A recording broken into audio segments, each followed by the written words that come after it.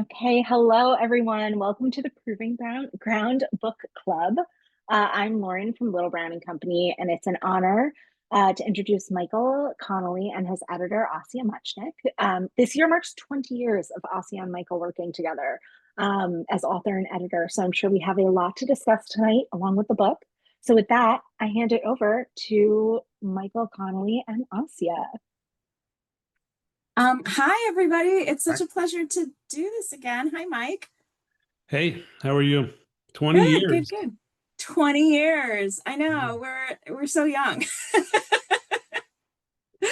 So Um, I knew it was 20 years of the Lincoln Lawyer. So is that the first book you edited with me? no, the first book we did together was The Closers, Oh, but okay. 2005 happens to have been one of your two book years, I think. Yeah, the closers. And yeah, well, like the crazy pace. And so the Lincoln Lawyer was the fall book that year. That's cool. It is cool. Well, I'm so thrilled to be talking about The Proving Ground because I feel like it's such a fitting book to be the 20-year anniversary of the Lincoln Lawyer. And I know that you talked about this a little bit in the videos that you did for the book, but like the change in Mickey's mission was so interesting to me because I admit that when I read the end of Resurrection Walk and he kind of indicates that he wants to, do a pivot, do something different, and he's going to be doing civil law instead of criminal. I thought, oh, that's kind of a bummer. Like, it's not going to be anywhere near as exciting as, you know, um, defending murder cases. And then here comes the proving ground. So I'm curious about this switch from criminal to civil. Is it something that from your sources you found that lawyers tend to do? Is there a point where people burn out on criminal? I think there's some of that going on. Um, but it more came out of the series and kind of knowing that, you use the word pivot, that pivots are important and, you need some dramatic turns to keep a series going. And, the Lincoln Lawyer books are more spread out over 20 years than the Bosch books, but it was something I learned with the Bosch books to pivot, always pivot, and I can look at the Bosch series and see the pivots that I think kept that one alive, going over 30 plus years. So that's the goal with Mickey Haller and Lincoln Lawyer books as well. So I just think it was a good thing to do. I don't know if it's permanent. This story happened to be a pretty big story, and it involved the crime, and so that kind of just fell into my lap. And but I'm not confident I can find another civil case that will do that. So you never know what will happen next. But there's got to be cases out there that I could turn a civil matter into something pretty dramatic. Absolutely, absolutely. And I was curious too about, some of the smaller cases that he mentions as he's doing this public interest law. Like they actually do seem in a way like he's making just as much of a difference if not more of a difference for his clients, going after like people who are committing fraud and what have you. So is your sense that to some extent, I mean, given how much you know about the justice system, um, both in civil and criminal, that you can do more good or you can be a better crusader if you're on one side or the other? I think you can affect more people. In criminal, you're defending your client, and you're hoping for the best for that client. I guess there's opportunities to make law, with certain appeals and so forth. But in what Mickey's doing now, public interest law, as he calls it, it can have an effect on a greater part of the population. Um, Mhm. and I think the case in hand here about artificial intelligence and you know it was inspired by some real cases, and in one of those cases, things changed the week the book came out. It had nothing to do with the book. Just the timing was there that um, the lawsuit that inspired, or one of the lawsuits that inspired this book, led to a pretty dramatic change.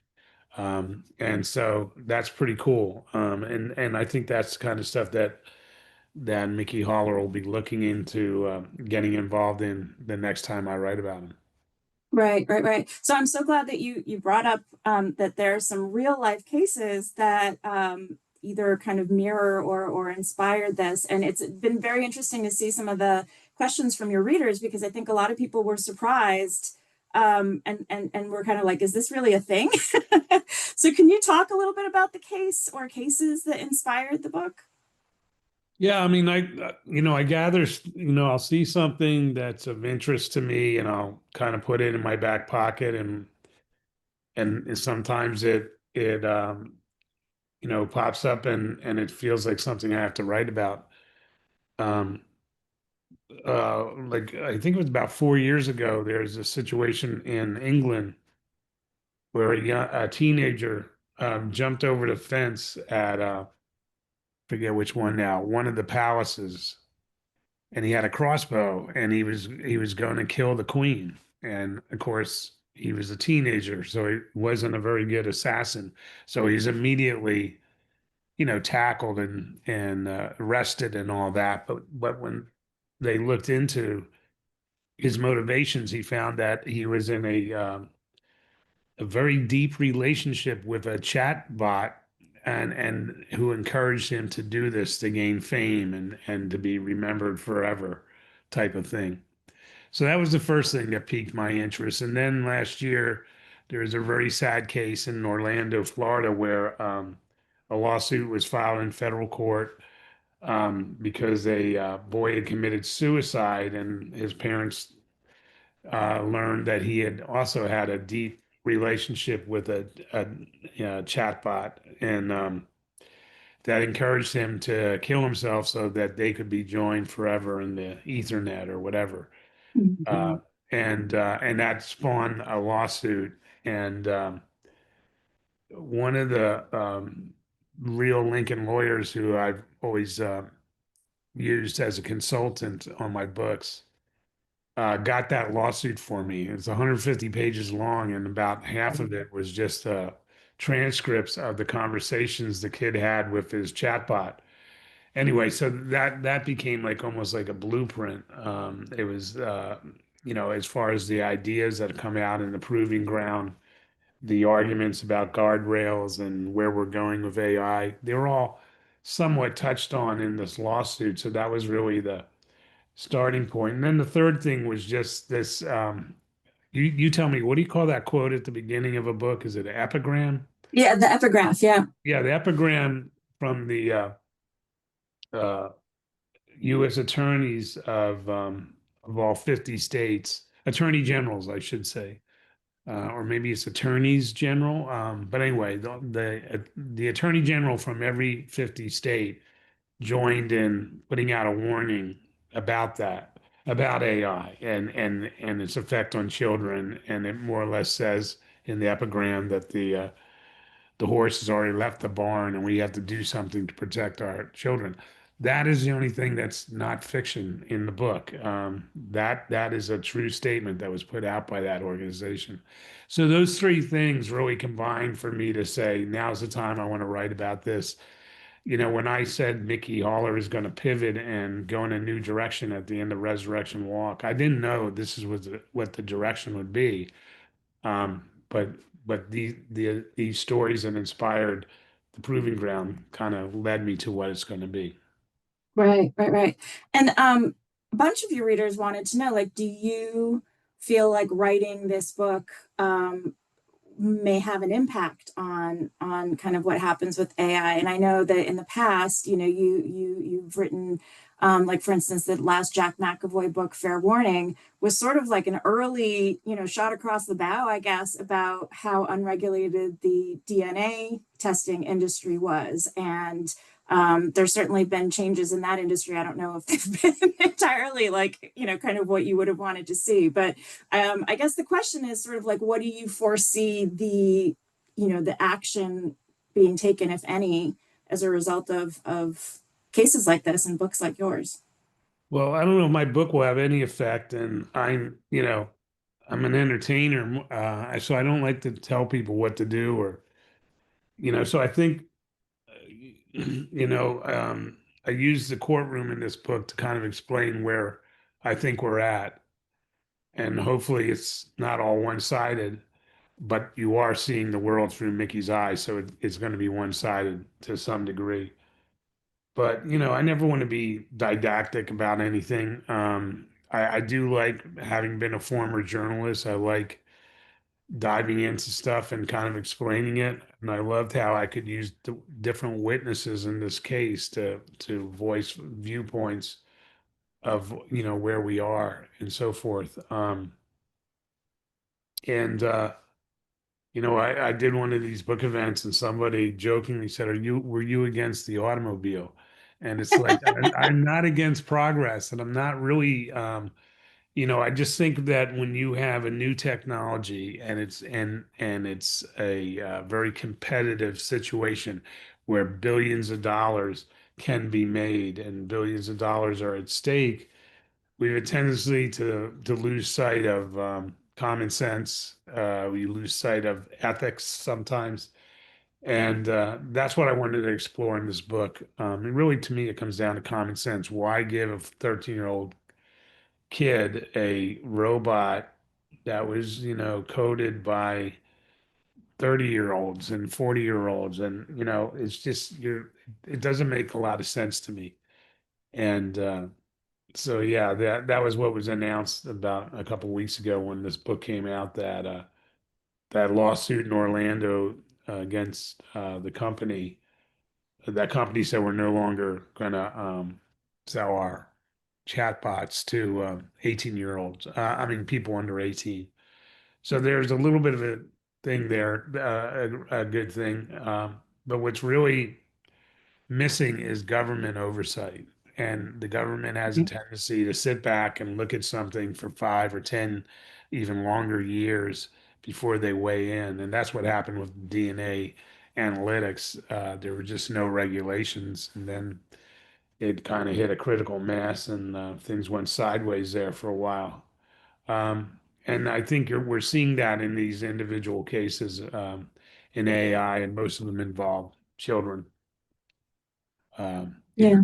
being led astray. Um, well, I hope that there will be some kind of progress in terms of regulation. And it's interesting because you mentioned, the ethics of it and how kind of the companies sort of develop the product and figure out how to sell it first and then sort of figure out what the ethical problems might be. But I was fascinated in the book by the role of the character that, whose name is Naomi Kitchens, or I guess her alias is Naomi Kitchens, and she was employed as an ethicist. So I was wondering if you could talk about kind of what that role is and to what extent, like, is it very widespread in this industry? Do people take ethicists seriously in the industry? Or are they really kind of like in the case of this company, sort of just window dressing? Um, I don't want to be an expert on it. I think almost all companies, I mean, my research was that this was very much a outcropping of uh, the advent of this kind of progress with artificial intelligence, that some smart people said, well, wait a minute, we should make sure we do this right. And it kind of gave birth to this idea of a company ethicist who is basically a watchdog. And as far as I can tell, and again, I'm not going to claim to be an expert, they all have them, and then I think it's a company by company uh, thing to see whether they're window dressing, whether they're listened to, whether Right. they can make changes. Because again, it's about money, we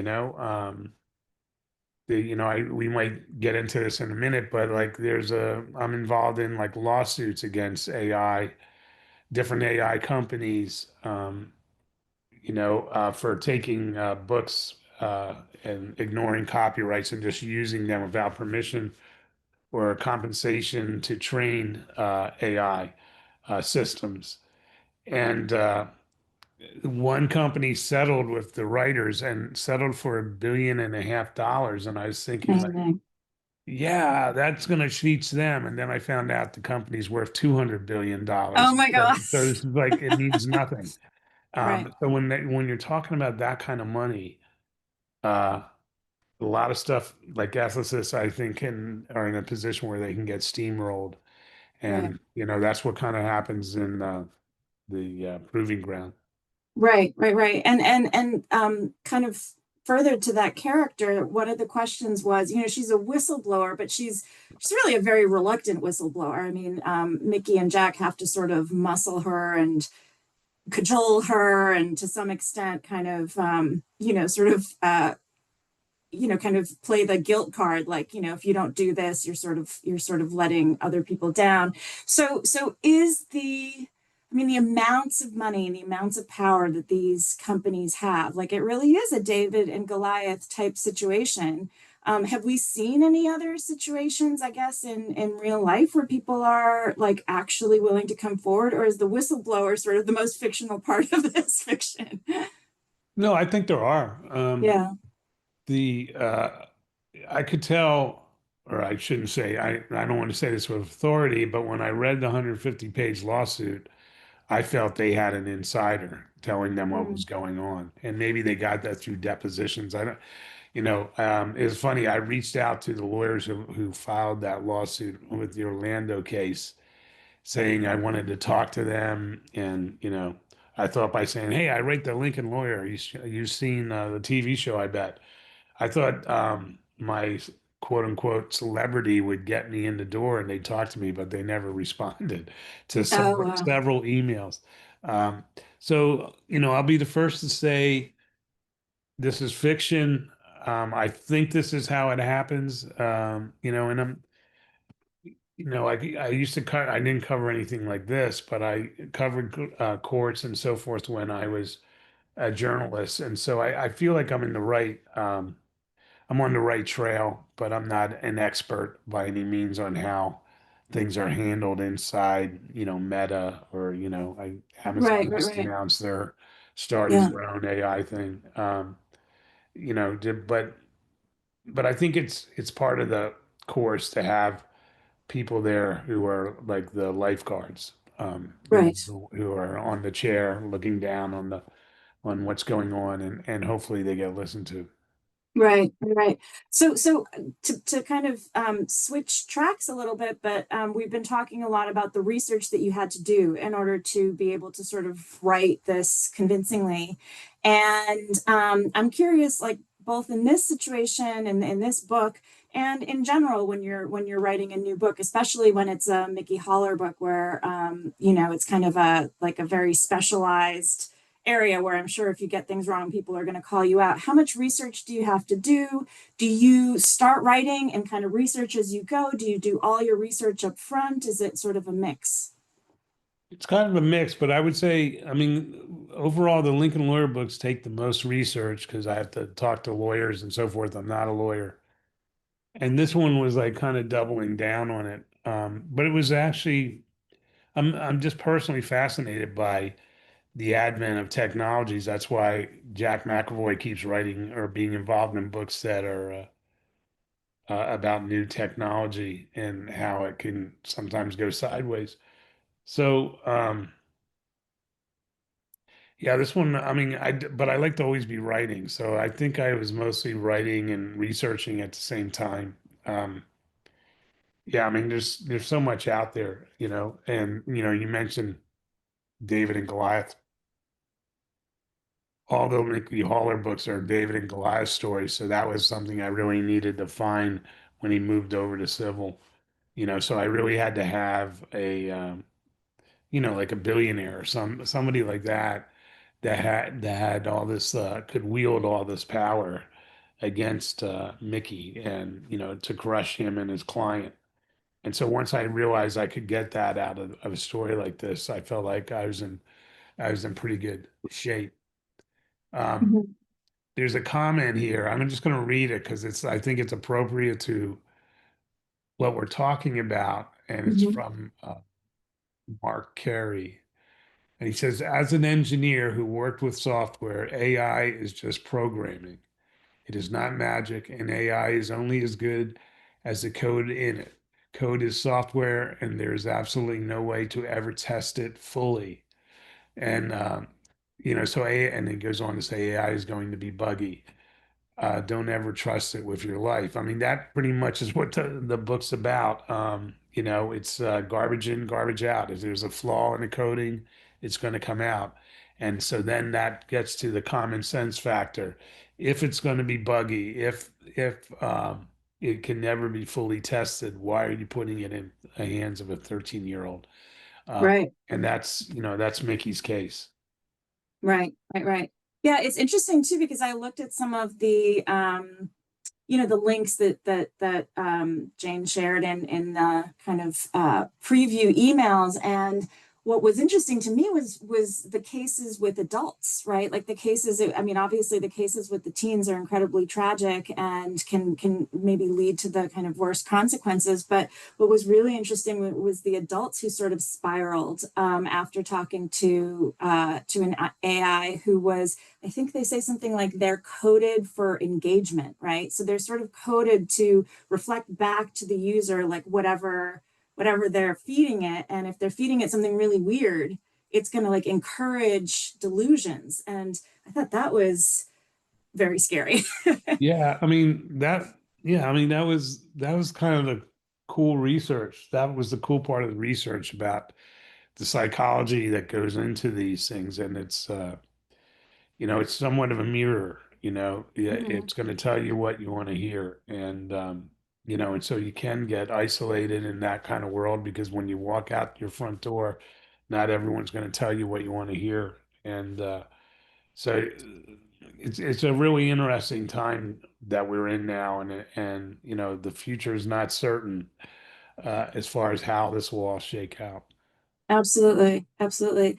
And I think, one of the other things that you touched on in your videos, but I think also kind of plays a role in terms of um, your topics is, your books are taking place as much in real time as you can make them, right? I mean, obviously we have to have time to edit them and print them and distribute them, but one example was the fires, right? That you had to kind of stop and back up and write into the book.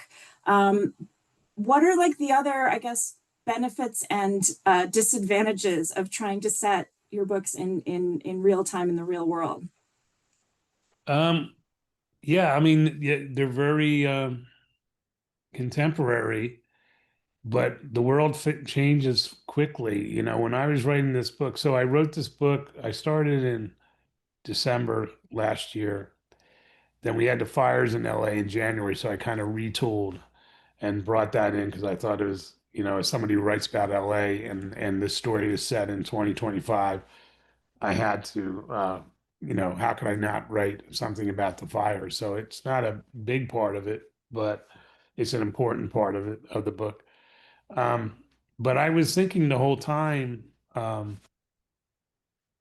that this AI world is changing so fast, and there aren't places where, I mean, there is no government oversight. But even though this book will come out in November or October, things could change by then. This book could be archaic by the time it comes out. And luckily that didn't happen.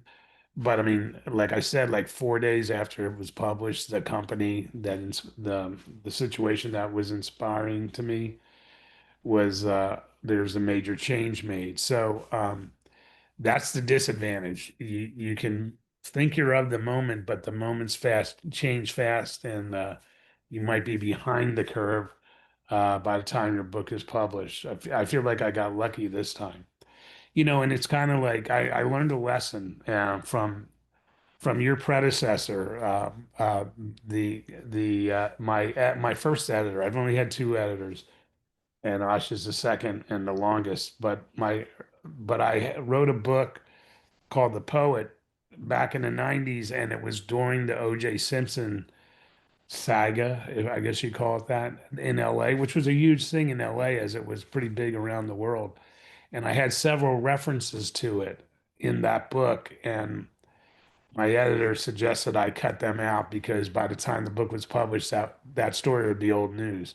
So I cut them out, but that story is still big news, Never old news, 25 exactly. years later. So it's always made me very conscious of like, if I'm going to write about something that's going on right now, make sure you pick something that you think is going to have some longevity. Right, right. Um, well, and it's interesting because, you mentioned that Jack McAvoy is often sort of your lens or your way into a book that specifically has to do with technology. And obviously he shows up here and like, provides sort of crucial assistance to Mickey Holler.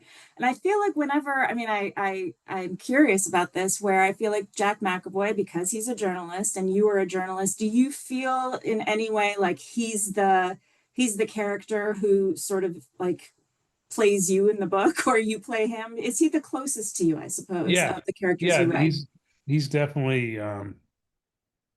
put it this way, when I write about Mickey or Harry or Renee, I have to kind of sit back and say, based on everything I know about these characters, what would they say here? What would they do here?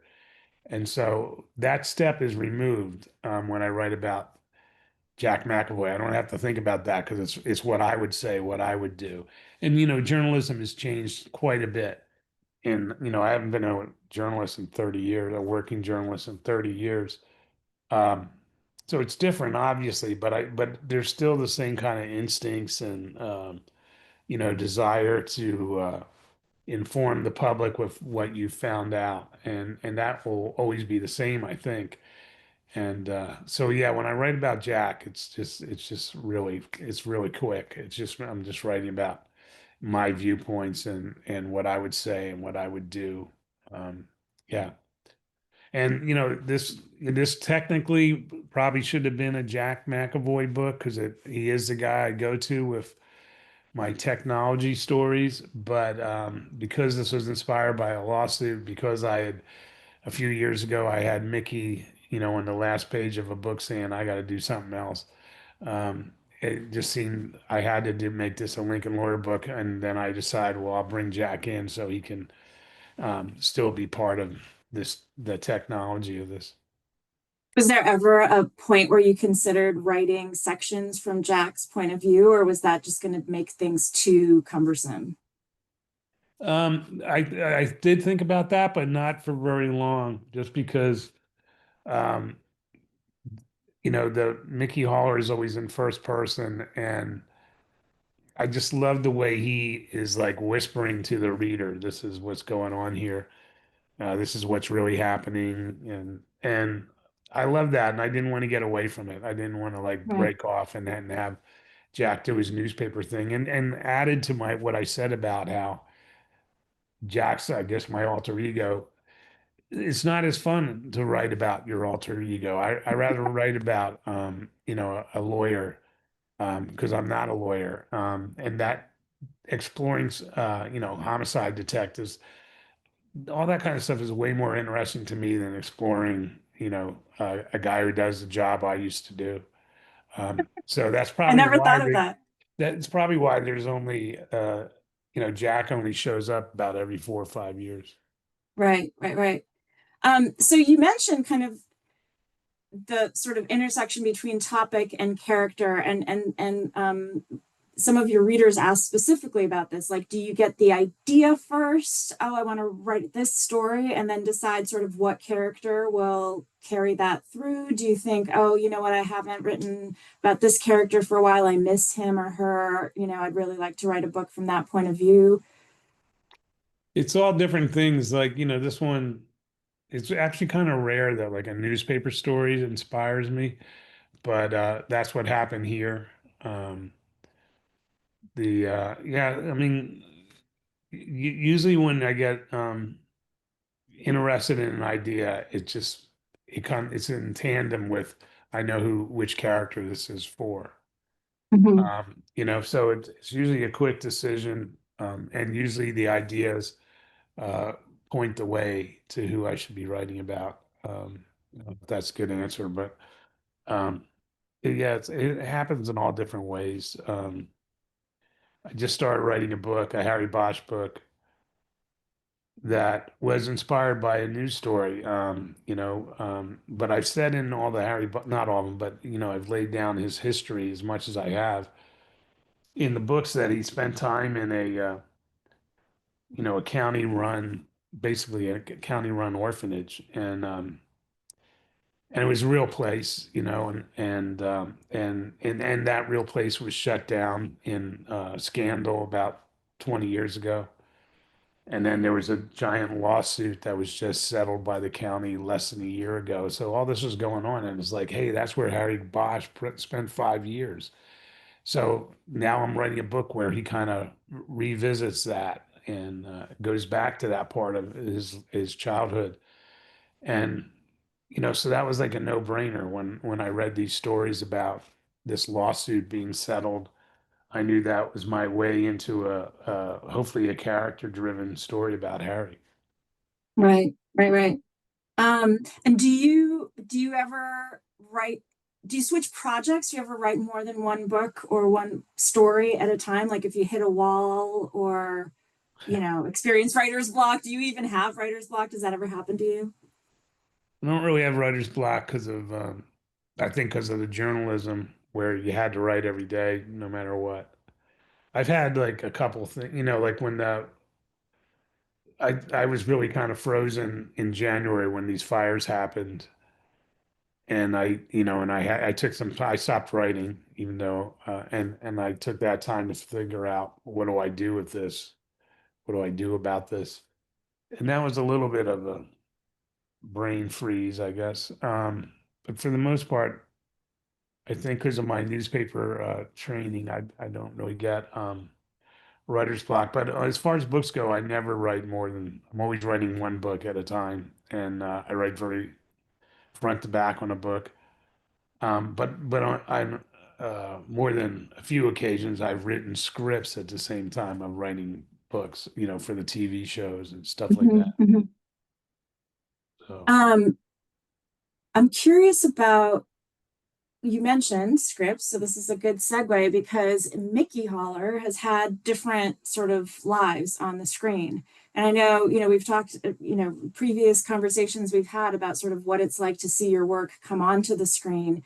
And what is it like to have this character having been played, so differently, two different actors, kind of like a different way of telling who he is and what he's there for? Did that affect you at all? Did you have to block it out and just kind of keep the Mickey you had in your head? yeah, I mean, it's it's an amazingly lucky thing, the books have done well, and they've spawned a movie and a TV show, and the movie and the TV show, I'm proud of them. They're both really good.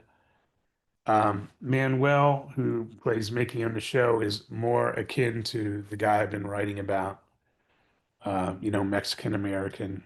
And Mhm. so I pretty much see him when I'm writing the Lincoln Lawyer books. But I hesitate to say that because I don't want to take anything away from Matthew McConaughey because he was really great in the role as well. Mhm. Do you ever see something that one of the actors does in the role and kind of it gives you an idea about a scene that you want to write? Like not obviously you're not going to rewrite something but I guess like some nuance of the character, something that they add to it that you hadn't thought of before. Yeah, I saw. I mean, Harry doesn't say a whole lot anyway, but Titus Welliver was a fantastic Harry Bosch, and he would take scripts and cut words. You think in terms like actors want more lines, but he was just really good with his eyes and his demeanor, and uh, and he would say like, I can say that without the words, and that I think that's an influence on me. I think Harry was a man of few words, but I think it was accentuated, and and then when Titus did say lines, his voice is so good, and his voice really inspires me. I don't know why. I really get inspired more by hearing things than seeing things, I think. Mhm, mhm. So you kind of feel like it worked its way into the way that you wrote Yeah. the character. That's very cool. And there's going to be like a new version of Bosch, right? There's going to be a young Bosch TV series coming. Yeah. Um, yeah, we're gonna start filming that in April. It's called Start a Watch, and it's gonna be this is the TV Harry, so it doesn't match the books. So it's gonna be Harry as a rookie patrol officer in 1992 LA, Mhm. and a very interesting year in LA's history, and we're well down the road in the white writing room on that. It's called Bosch Start of Watch, Mhm. but in the writing room we call it Baby Bosch for short. But it's really coming along really good. Really That's had great. a good That's vibe for great. me. I wonder if there'll ever be a baby Mickey. Well, it's fun. I Um, mean, if this show is successful and we get more seasons and so forth, we have the opportunity to meet all these people, Crate and Barrel when they were thin and young, all these people we can meet them, and it's that's going to be exciting and fun to do. so it's interesting because it's in the I think one of your UK editors coined this term, the Connelly verse. And it's a universe that you've created, and all of these characters kind of sort of encounter each other sometimes, or at least sort of are in the same ecosystem. And I was curious as I was thinking about sort of the arc, the journey that Mickey Haller has taken over these 20 years from when we first met him in the Lincoln Lawyer. Like he also has a mission of sorts. I feel like when I think about Bosch or when I think about Ballard, I think of them as a character with a mission. What like is Mickey's mission different? Would he characterize his sort of reason for doing what he does differently than they do? Yeah, I mean, he's like the flip side of that Bosch coin. But I think people who become criminal defense attorneys are idealistic and believe in the Constitution and believe that everybody. So in a way, it's like the everybody counts or nobody counts that Harry Bosch has. Everybody accused of a crime should have the most vigorous defense they can get. And so there's some correlations there. Um, but I think with Mickey, the David and Goliath thing is very present in my head when I'm writing about Mickey Haller, and that's quite opposite from Harry Bosch. Especially Harry Bosch with a badge, because he was really, he had all what the state can offer behind him. So he was Goliath, Mm. and so it's I think they're more different than alike. But and then where I just say they're more different than they are alike, but at the same time, they're all trying to find, a hidden truth, Right. and that is their mission. So it's interesting that you describe kind of defense attorneys as idealistic because obviously from Renee and Harry's side of things, they just think they're the scum of the earth, right? Like they just treat them like they're representing terrible people and that they are terrible people. They're just doing it for profit. And this kind of plays into the Maggie and Mickey relationship, right? As we've seen it and its many ups and downs, is like in the past they have not been able to make it work because they are on these fundamentally opposite sides of the law. And then there's this book, and Maggie's moved in with Mickey. So a lot of your readers wanted to know a couple of things. One is if there hadn't been the fires and you hadn't gone back and written this, kind of thread where Maggie loses her house, would there have been like a detente, a rapprochement between them? Would they have gotten together? And then is there hope for Mickey and Maggie in the future? Is there hope? Yeah, I think there's hope for them. I don't outline my books and I write them front to back. I knew she was going to be in a position where she's the DA and that he needed her to slip him uh, the kids' computer, basically. He gives her this black box to download it on, and somehow it ends up in his car. That was all part of the plan. Um, but the fire really kind of jump started the idea of them getting back together. Um, and it was interesting. There's a chapter in there that talks about the good things that come from a fire in nature, kind of a rebirth and, and a natural need for fire. And I was trying to correlate it to their romance and probably did that badly, but it's kind of like the same thing that the fire brought this opportunity for them to get back together. I mean, it's so much about she's the one who got away, but I think, and that's because Mickey narrates these books. But if I ever did a book where Maggie is the narrator, she might think he was the one who got away too. So I don't think it's a one-sided street, but I think it took this fire for them to get on the same street. Wow. I love the idea of a story from Maggie's point of view. Maybe we'll like put that in the put that in the drawer and see what happens if it ever finds its way out of the drawer. That's a very cool It's idea. it's hard though. She's a prosecutor, and I've thought about that a lot, and I just think it's really hard.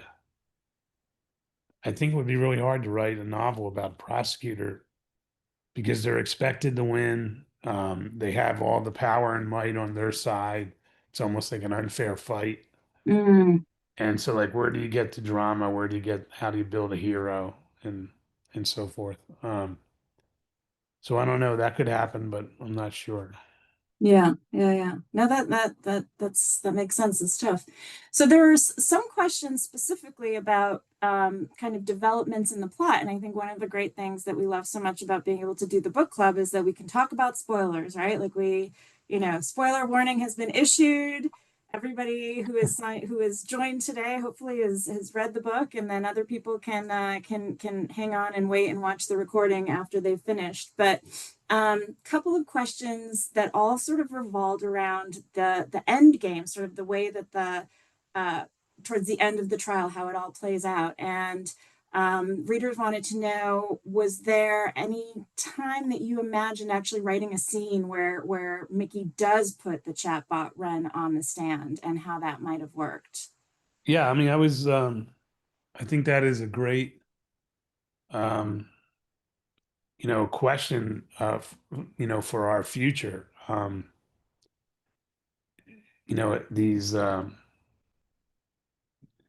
robots that say things and urge things and so forth. I was building it up and I was talking to lawyers and a couple of judges while I was writing this about whether that could happen. And I was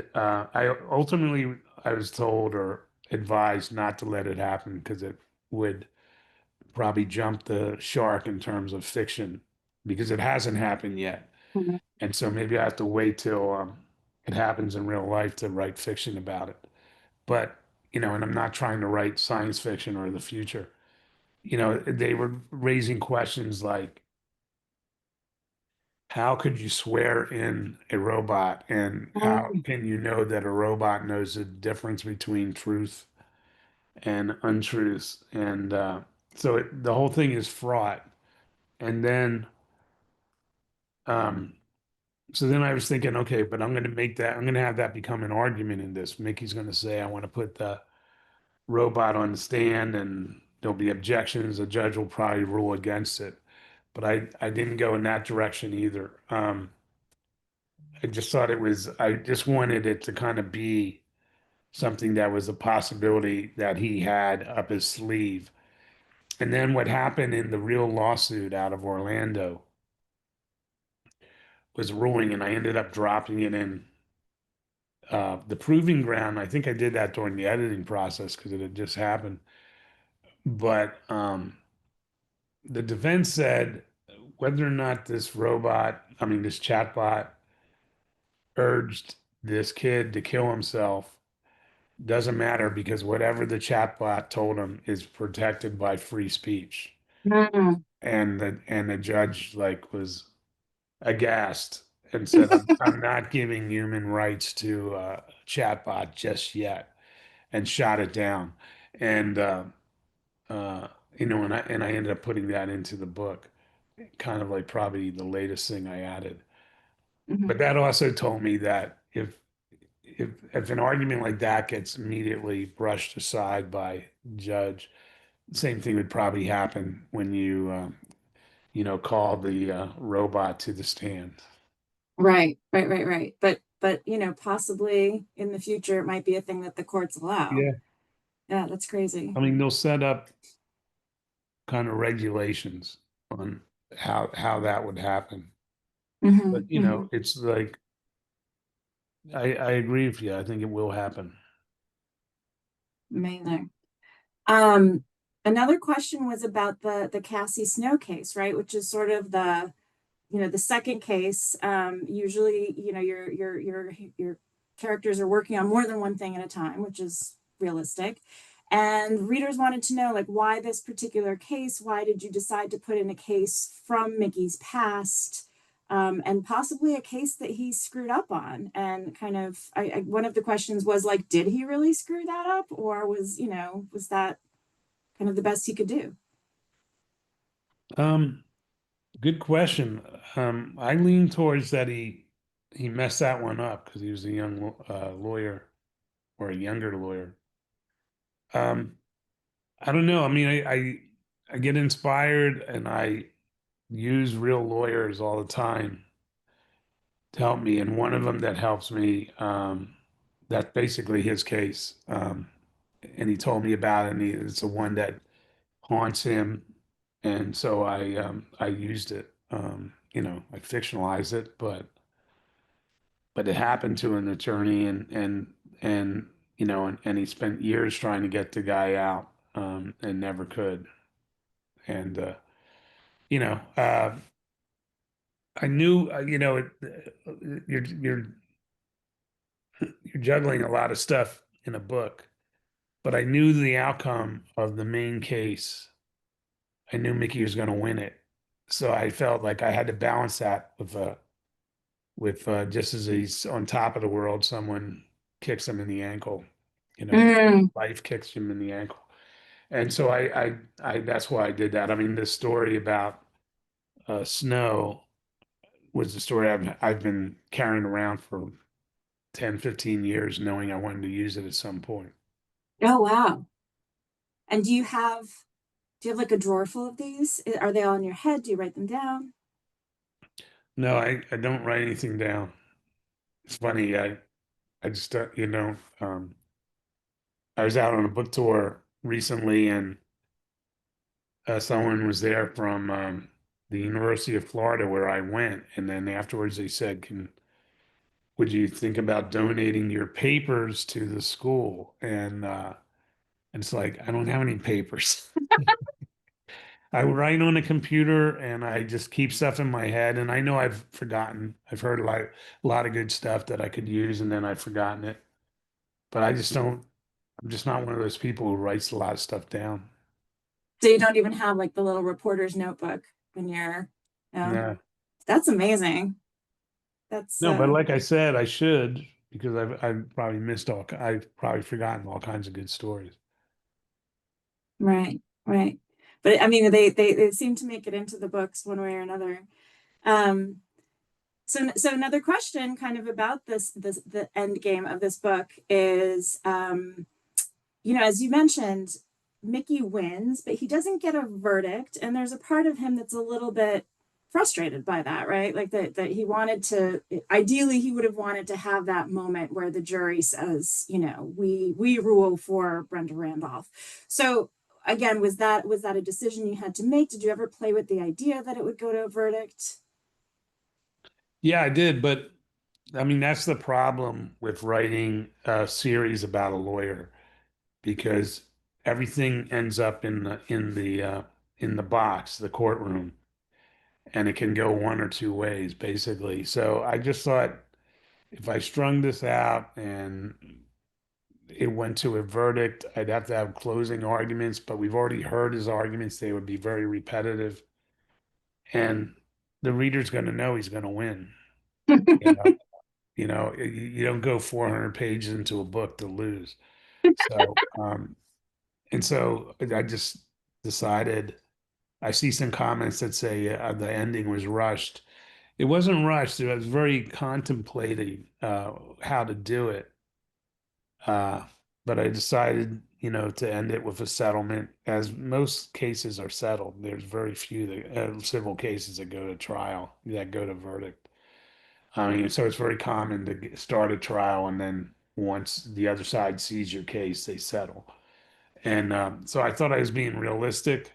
And I thought I was avoiding that whole thing about, like, it's hard to build drama into a jury deliberating when you know it's a novel and you know he's going to win, I mean, I guess I could Right, one time I'll have him lose and then that'll be a big surprise to everybody. right, right, right. Well, I wanted to just save a little time to talk about what's next, because there's like a whole other world that you're creating now, or I guess part of the Connolly verse, but in a whole different place. And I wonder if you can talk a little bit about the Catalina books.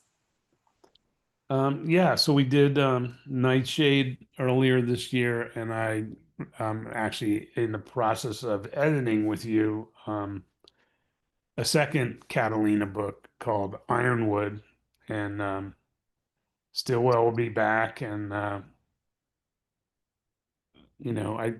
think I definitely have learned more about Catalina since writing the first book, and I've gotten more people to tell me about Catalina.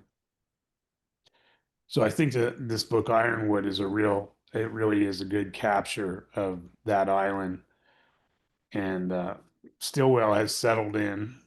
He was kind of new in the first book. Now he's settled in and knows a lot of people on the island, kind of knows how it works. And that was one of the things I really loved about writing that book, to see him settled in and kind of knowing what's what on that island. Mhm. And was there a moment where you thought, oh, I want to do something that's not set in LA? Or again, kind of what was the inspiration to even start writing about a character who's a sheriff on Catalina? Just that fact that I knew there's one detective out there. That's true. That's the way the sheriff's department does it. And I just thought, that feels like a contemporary Western. I mean, even in this book I just finished, Ironwood, he makes references to kind of being the Gary Cooper of the island, the guy from High Noon. And I just like that idea. And then of course it was a thing where he handles all kinds of different crimes, which is refreshing, because when I would write about Harry Bosch, it was always a murder case. Um, and those are cases with the highest stakes, but it's also, in this thing, there's a murder again in the new book. But but there's also like a graffiti case he's working on, and a water rights thing, and which is based on a true story. So yeah, so I really like the variety that being a lone detective on an island um, gives me. I have to say though, I'm probably not welcome back to Catalina anymore because I keep having murders, and technically, realistically, they haven't had a murder out there since 1991. But here I am. I write two books, and there's at least two murders. So Have you had any blowback? Has anybody been like, no, you've I'm just framed? kidding about that. But there was a book club out there that the local newspaper did a story on, and they kind of objected to the violence Hmm. that I brought to the island. Huh. Well, I mean, I agree with you. What I like is kind of the way that we see Stillwell using all these different skills. He's like a social worker, and he is kind of that sheriff who like separates the feuding people and kind of restores order. I think that it's fun to see him do that. And I'm curious with your kind of conception of Stillwell's character. Um, how is he different? How, like, what sets him apart from, say, Harry Bosch or Renee Ballard? I mean, for one thing, he's very active, right? Because he's not 70. Yeah. So he can do sort of like death-defying things, but did you have any idea about making him different in a specific way? Yeah, I mean, he's um you know, the first I guess the first well-adjusted character I've ever written, you know. It only took me about 40 books to get there. But, that was one of the primary challenges when I wrote the first book was that I wanted him to have a relationship, and he's not like every character I've ever written about comes home to an empty house, and is looking for that or has that as a missing part of their life. And through that, you kind of get to know their character. Um, it's a lot harder to write about a character who, like, opens the door and says, "Honey, I'm home," because they don't have that missing part in their life, and they're not yearning for something or they're not looking for something. Um, and so you have to find other things in their lives that are challenges and that they have to get over or get around. And so that was the big challenge with Stillwell, and it continued with the second book. He's still in a good relationship, and yeah. So I mean, that to me was the big difference. Right, right. I mean, I think it's interesting because you've always written about sort of the way the darkness gets into people who are doing this kind of work. And it occurs to me like that is a source of conflict right there, right? The darkness gets into these people and then they have to maintain relationships with people who they don't necessarily want to expose. And I feel like we see that a little bit in Nightshade. I think there's going to be more of that in Ironwood, right? As he delves into yet Yeah. darker territory. Yeah.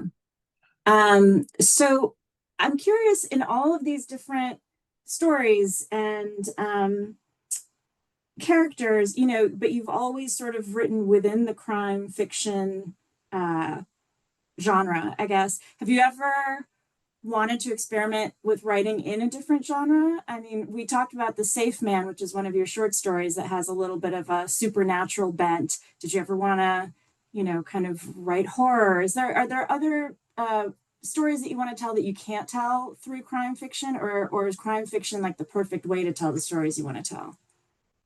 I think it's the latter. I think it's a perfect frame to put any picture in. Yeah, so I'm not really, I mean, it's funny. I like science fiction. I like horror. I just don't have a real desire to write them. The Safe Man came out of a very specific challenge where I was asked to write what I'm not known for. So I Mm. wrote a ghost story. But that's the only one I've written, and I think it'll probably stay that way. I'm now at the end. My most of my writing days are behind me, so I feel like whatever time I got left, I'm going to really concentrate on the characters I have and the genre I'm already in. Well, I mean, it's been very exciting to meet all these people, and I'm so glad that we're going to see Harry again in the next fall book, because I think we've missed him. He has a little bit of a cameo in Ironwood. Yeah, Uh, I'd call it a cameo, yeah. one chapter cameo. Can you tell us any more about what you have in mind for Harry as we're in our last minute? No, I mean, I'm just really just started that, and I just know that he's going to use contemporary events, a lawsuit that's going to awaken some memories, and it's going to bring him back to his days at McLaren Youth Shelter. And I don't really know yet how that's going to be, whether he goes back to right some wrong or something happened back then that he wants to figure out. Um, it's a good time for me because it's the very early, real early stages. I think I have only written 10 pages, and so I can lots in front of me, a lot of decisions to make, and that's it's fun. But I don't know I can't really talk about it because I'm not there yet. Well, I think if you look in the chat, there's a lot of enthusiasm about Harry Bosch. So I think that's at least hopefully good Yeah. inspiration. Thank you so much, Mike. It's always a pleasure to do this with you. And thank you for this incredible book. And thank you, everyone, for joining us. Yeah, thank you, Asha, for doing this. This is my favorite thing. Me too. Me too. We're not bound by spoilers and stuff. It's cool. Exactly. All right. Take care. All right, Bye bye. bye-bye.